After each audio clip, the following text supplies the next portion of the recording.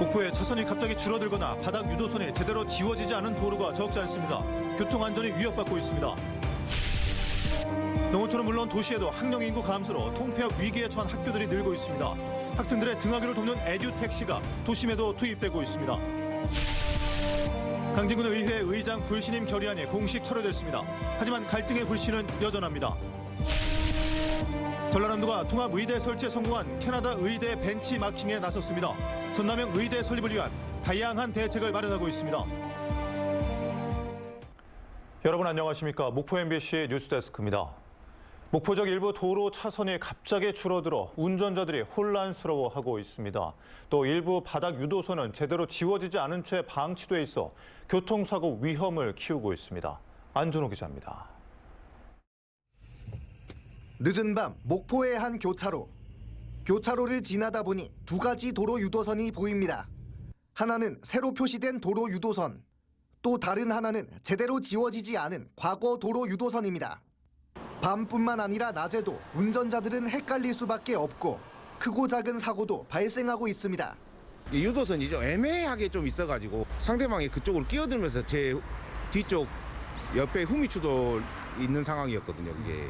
이정표를 위에다가 제대로 표시를 해두든지 그렇게 해야 외지 사람들이라든가 이렇게 초행길 사람들은 분명히 그걸 보고 제대로 지워지지 않은 도로 노면 표시 위에 새로운 도로 노면 표시가 덧칠된 곳도 적지 않습니다.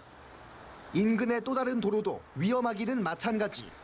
10m에 달하는 횡단보도 구간을 통과하자마자 차선 하나가 갑자기 줄어듭니다. 이 도로를 주행하던 운전자들은 여러 차례 교통사고 위험에 빠진 적이 있습니다. 암만 해도 한 차선을 막 들어가려고 그러죠.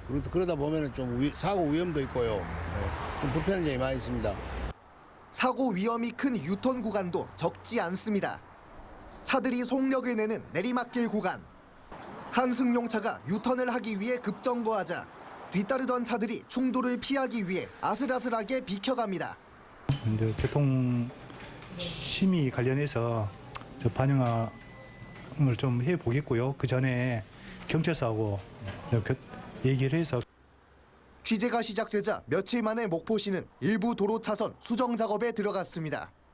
MBC 뉴스 안준호입니다. 학령 인구 감소로 농어촌뿐만 아니라 도시의 일부 학교들도 통폐합 위기에 처해 있습니다. 이를 막기 위해 택시로 학생들의 등하교를 돕고 다양한 체험 프로그램을 도입하며 도심 작은 학교의 장점을 알리고 있습니다. 서희령 기자입니다. 전남 목포의 한 아파트 단지. 택시기사가 초등학교 3학년 주신우 양을 반갑게 맞이합니다. 어서 오세요. 학교 가자. 택시 안에는 주신우 양의 친구들이 미리 타 있습니다. 농어촌 학교를 중심으로 운영되던 무료 등하교 택시가 이렇게 도심까지 확대되고 있습니다. 이 학교 전교생 24명 가운데 걸어서 통학하는 학생은 4명뿐. 나머지 20명은 주신우 양처럼 학교에서 배치해준 이른바 에듀 택시를 타고 무료로 등하교를 하고 있습니다. 택시 타면서 동생이랑 노는 거랑 금요일마다 방학 때 금요일마다 어디 나가서 노는 게 좋아요.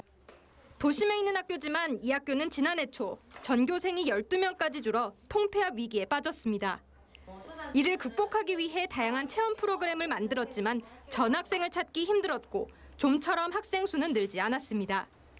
하지만 에듀택시를 도입하면서 학생들이 전학을 오기 시작했고 1년 만에 학생 수가 2배 늘었습니다. 누군가 태워다 줘야 되는데 그것을 하기는 쉽지 않았을 텐데 사실 에듀택시 때문에 보고 저희는 선택을 하게 된 것 같아요. 학부모님들의 통학 부담이 많이 줄었고 그로 인해서 원거리에서도 이 작은 학교의 장점을 활용하여 전학을 오다 보니 학생 수가 많지 않다 보니 도심 학교지만 전교생이 돌봄 교실에 참여하고 승마와 플루트 교실 등 다양한 맞춤형 체험 프로그램을 운영할 수 있습니다. 다니던 학교보다 더 좋아요. 체험학습 많이 가니까 더 좋아요. 에듀택시가 도입된 것은 지난 2019년. 전남 지역 870개 학교 가운데 240여 개 학교에서 에듀택시 456대가 운영 중입니다. MBC 뉴스 서희령입니다. 전라남도는 외국인 계절 근로자 인권 침해 문제를 차단하기 위해 외국인 계절 근로자 인권 침해 방지 대책을 마련해 추진하기로 했습니다.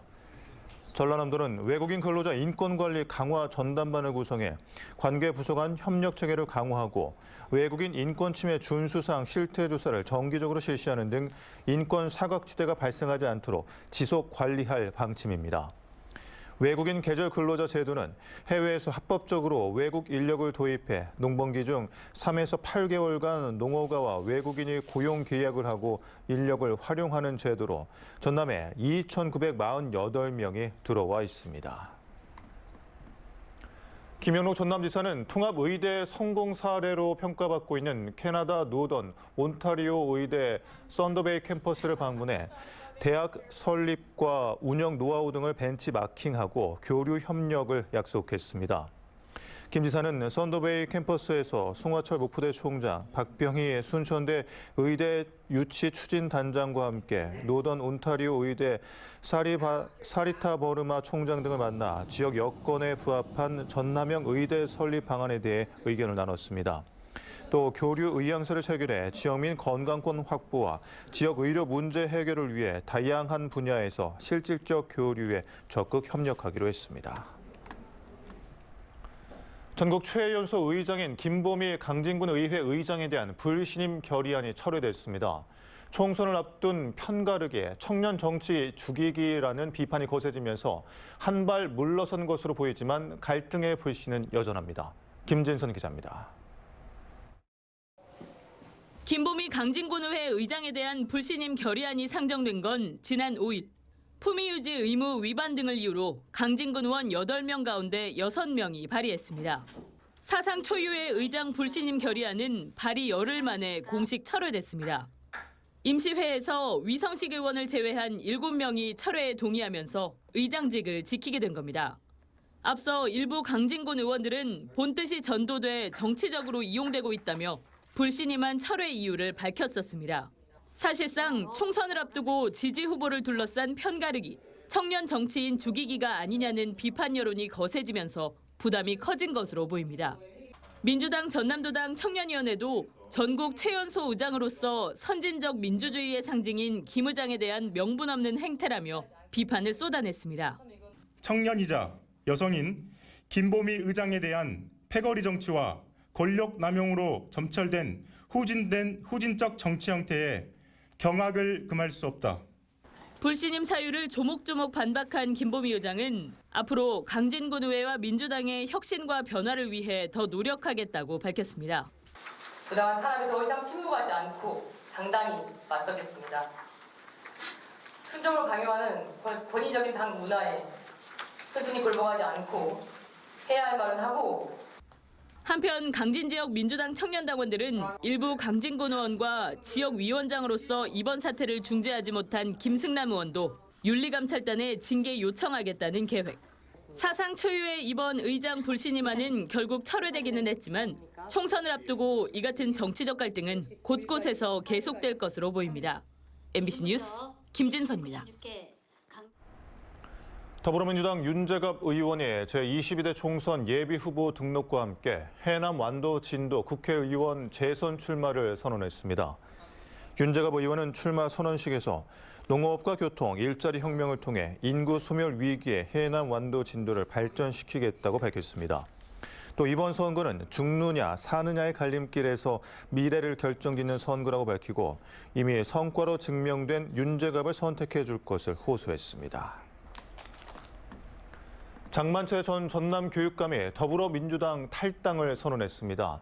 장 전 교육감은 전남도의회 기자실에서 기자회견을 열고 어떤 패배에도 민주당을 당당하게 했던 민주화, 정의의 가치들이 개인들의 권력욕과 이익에 함몰돼 버렸다며 민주당을 탈당한다고 밝혔습니다. 한편 장 전 교육감은 이낙연 전 대표는 전남이 배출한 인적 차원으로 오죽했으면 민주당을 나갔겠느냐는 생각이 든다고 말해 신당 합류 여지를 남겼습니다. 반면 진보당 전남도당은 전남도 의회 브리핑룸에서 이낙연 신당 특별 기자회견을 열고 이낙연 전 대표의 새로운 미래는 국민의힘의 미래라고 비판했습니다.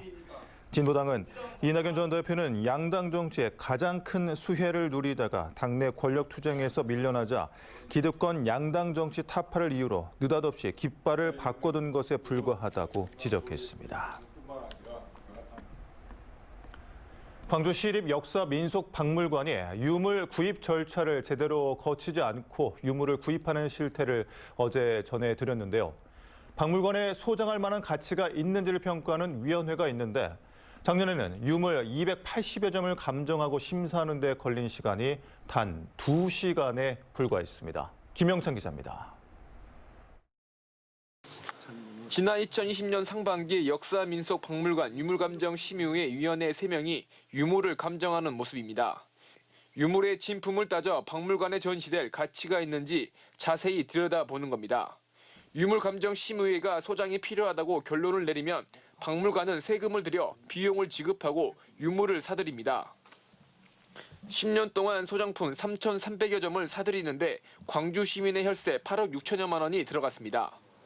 이렇게 대학 교수와 외부 전문가로 이뤄진 유물감정심의회는 한 해 평균 300여 점의 유물을 검증해 왔습니다. 문제는 유물 검증 과정이 부실하다는 점입니다. 최근 10년 동안 적게는 1년에 130점, 많게는 630점을 사들였는데 이를 결정한 심의회는 1년에 한 번 혹은 2번 연 회의 때마다 초스피드로 소장 여부를 결정했습니다. 수백 점을 심의하는 데 걸린 시간은 2~5시간 남짓이었습니다. 그 시간에 충분히 시간을 드리고 의견 제시하고 해서 유물 구입 시 주요 증빙 자료가 되는 유물감정심의회 회의록은 지난 10년 동안 단 한 건밖에 없습니다. 지난해 처음 회의록을 작성했는데 당시 회의록을 들여다보면 4명의 위원들이 281점을 실물로 보고 감정했습니다. 이번에도 단 2시간 만에 유물 감정이 끝났습니다. 2시간 만에 이 유물 감정을 4명이서 200점을 했다라는 거는 물리적으로 불가능한 이야기고, 그다음에 유물을 보신다면 4명밖에 안 됐다는 게 또한 유물 검증의 투명성을 위해 매번 회의가 열릴 때마다 회의록을 작성하고 있는 타 지역과는 비교되는 모습입니다. 보통은 이제 그 평가위원회를 거치고 여러 회의를 거쳐가지고 구입을 하기 때문에 회의록은 남겨놓는 게 원칙이긴 합니다. 국가권익위원회가 절차에 문제가 있다며 지난 2014년 제도 개선을 공고했지만 지난 10년 동안 달라진 것은 없었습니다. 시하고 사업소하고 사업을 제대로 했는지 안 했는지 이런 점검이라든지 이런 느낌보다는 광주시는 취재가 시작되자 뒤늦게 제도 개선 방안을 마련하겠다고 밝혔습니다. 하지만 10년 전 권익위 비판도 듣지 않았던 광주시가 얼마나 달라질지는 알 수 없습니다. MBC 뉴스 김영창입니다. 다음은 희망 2024 나눔 캠페인에 함께해 주신 분들입니다.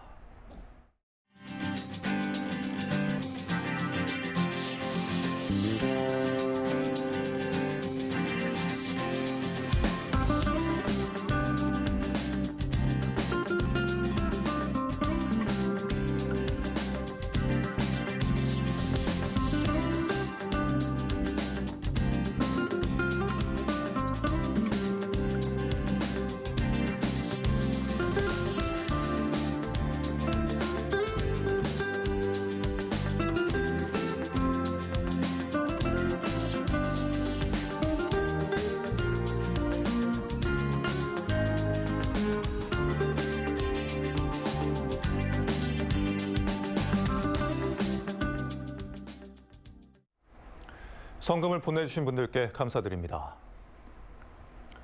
다음 뉴스입니다. 세계적인 조각가 안토니 곰리의 초대형 작품이 신안군 비금도 바다에 올해 설치됩니다. 신안군에 따르면 지난 2002년 신안군 비금도를 방문해 영감을 받은 안토니 곰리의 대동염전과 내촌마을 옛 담장과 신안 갯벌 등을 주제로 한 작품들이 비금도에 설치될 예정입니다.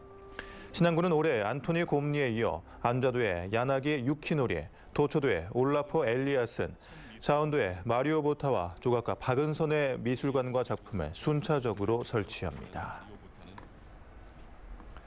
봄의 전령사로 불리는 복수초가 지난해보다 일주일 빠른 지난 11일 완도 상황산 중턱에 모습을 드러냈습니다. 완도 수목원에 자생하는 복수초는 복과 장수를 주는 풀이라는 뜻을 지니고 있으며 봄이 오기 전 눈과 얼음 속에서 피어나 얼음새 꽃으로도 불립니다. 오는 3월 전국 최초로 지급될 예정인 전남 학생교육수당 1차 신청이 오는 22일부터 2월 2일까지 이루어집니다.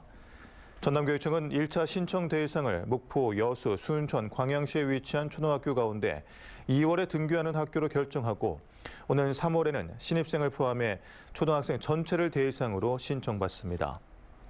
전남 학생교육수당은 매월 바우처 카드 포인트로 지급하고 전남 16개 군 지역 학교에 재학 중인 초등학생에게 1인당 매월 10만 원, 5개 시 지역과 무안군 지역 초등학생에게는 1인당 매월 5만 원을 지급합니다.